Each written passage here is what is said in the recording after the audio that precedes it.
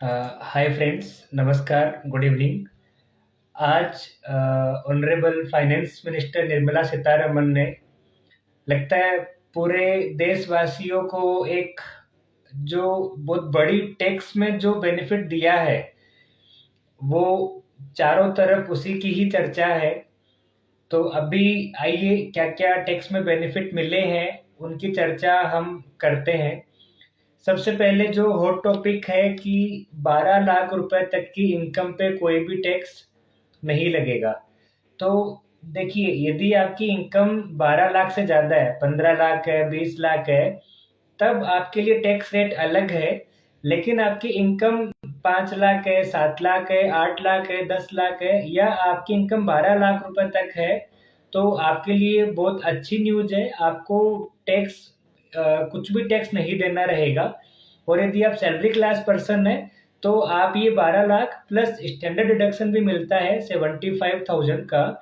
तो इफेक्टिवली 12,75,000 पे आपको कोई भी टैक्स नहीं देना रहेगा, यानी कि up to the salary income of rupees 12.75 lakh you need not to pay any amount of tax. अब इसके अंदर एक सबसे बड़ा जो एक क्वेश्चन आ रहा है हमारे जो क्लाइंट्स है, जो फ्रेंड्स है उनका, कि यदि इसके अंदर मेरा शॉर्ट टर्म कैपिटल गेन है, मैं शेयर मार्केट में पैसे लगाता हूँ, लॉन्ग टर्म कैपिटल गेन है, किसी आईपीओ में मेरे को शेयर्स मिले और मैंने शेयर्स सेल कर दिए तो उसमें गेन है, तो उन पे यदि गेन हुआ है तो उस पे टैक्स देना रहेगा क्या? जी हाँ, 12 लाख रुपए तक की इनकम पे टैक्स नहीं है। लेकिन यदि आपको ये जो स्पेशल रेट ऑफ टैक्स जहाँ पे भी अप्लीकेबल है, जैसा कि मैंने आपको बताया, शॉर्ट टर्म कैपिटल गेन और long term capital gain, share market से होने वाली इनकम, उस पे आपको टैक्स देना रहेगा। वो इस 12 लाख वाली बेनिफिट में शामिल नहीं है। अब दूसरा हम डिस्कस करते हैं कि स्लैब रेट में क्या बेनिफिट हुए हैं। तो स्लैब रेट इन्होंने पूरे चेंज कर दिए और काफ़ी अच्छा टैक्स का बेनिफिट यहाँ भी मिला है। देखिए, नए जो स्लैब है उसके अकॉर्डिंग 4 लाख रुपए तक कोई टैक्स नहीं है, 0 to 4 लाख कोई भी टैक्स नहीं है। 4 लाख से 8 लाख रुपए की इनकम पे 5% टैक्स है। 8 लाख से 12 लाख रुपए तक की इनकम पे 10% टैक्स है। 12 लाख से 16 लाख रुपए तक की इनकम पे 15% टैक्स है। 16 लाख से 20 लाख रुपए तक की इनकम पे 20% है। और 20 लाख से 24 लाख रुपए तक की इनकम पे आपका 25% है। और यदि आपकी इनकम 24 लाख से ऊपर है, तो जो इनकम 24 लाख रुपए से ऊपर है उस पर 30% टैक्स की रेट आपकी रहेगी। तो देखिए कितना अच्छा इन्होंने सिस्टम करा है कि 24 लाख तक की इनकम है तो वहां पे तो 30% की रेट आपको अप्लीकेबल ही नहीं हो रही। अब इसमें भी काफी सारे क्वेश्चंस है कि भाई इफेक्टिव रेट ऑफ टैक्स क्या रहेगी।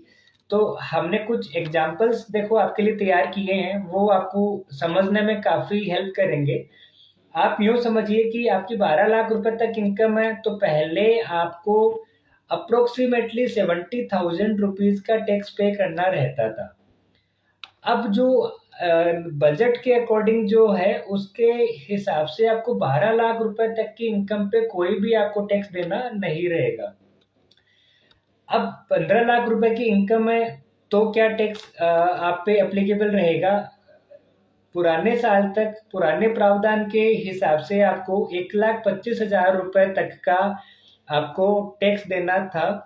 और जो आज जो बजट आया है उसके हिसाब से आपको केवल 93,750, यानी कि आप इसको मानिए अप्रोक्सीमेटली 94,000 आपको टैक्स देना है।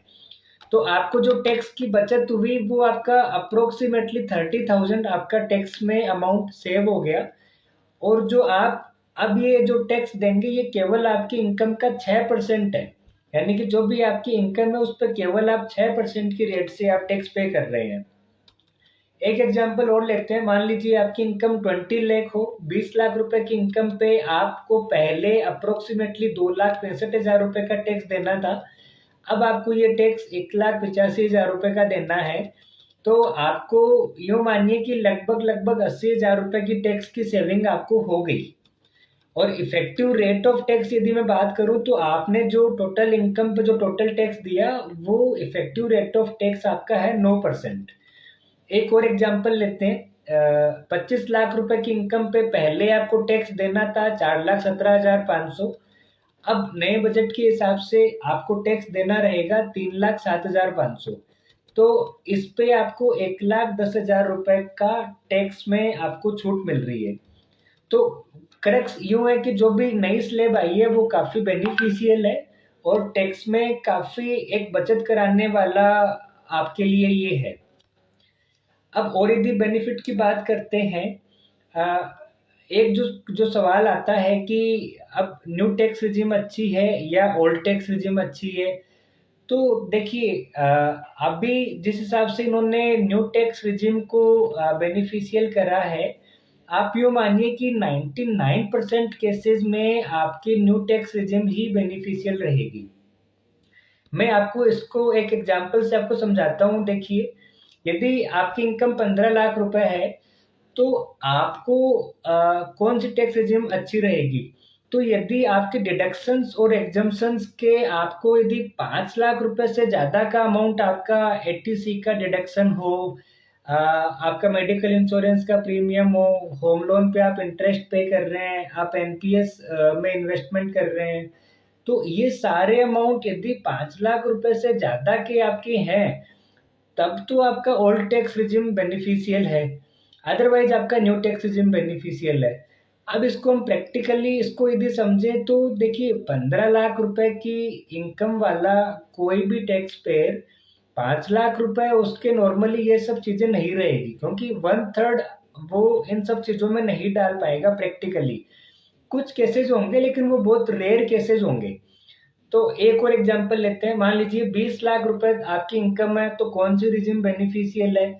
तो 20 लाख रुपए की इनकम है तो आपके लगभग 8 लाख रुपए तक के डिडक्शंस, जैसा कि मैंने बताया, section 80C, home loan interest, आपका मेडिकल इंश्योरेंस प्रीमियम, एनपीएस। तो यदि 7 लाख रुपए से 8 लाख रुपए तक का यदि आपका डिडक्शन और एग्जम्पशन है, तब तो आपको ओल्ड टैक्स रिजिम बेनिफिशियल है। अदरवाइज आपको न्यू टैक्स रिजिम ही बेनिफिशियल है। यहाँ पे भी आप देखिए, अप्रोक्सीमेटली ये 1/3 ऑफ द इनकम लगभग जा रहा है, जो प्रैक्टिकली नहीं होता।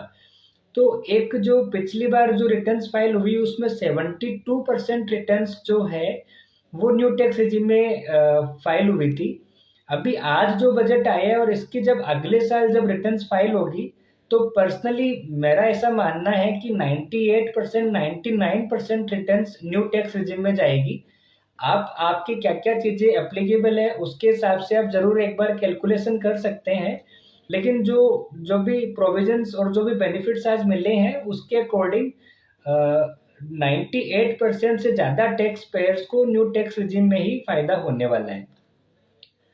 और हम चर्चा करते हैं कि आज के बजट में और क्या चीजें हैं। यदि आपके पास में 2 से ज्यादा घर है, तो 2 से ज्यादा घर होने पे पहले एक घर को सेल्फ ऑक्यूपाइड मानते थे और दूसरे घर को यदि आपने किराए पे नहीं भी दिया हुआ, तो ऐसा मानते हैं कि उसका डीम्ड लेट आउट वैल्यू, यानी कि किराए पे देते तो आपको कितनी इनकम होती, वो इनकम पे टैक्स लगाया जाता था।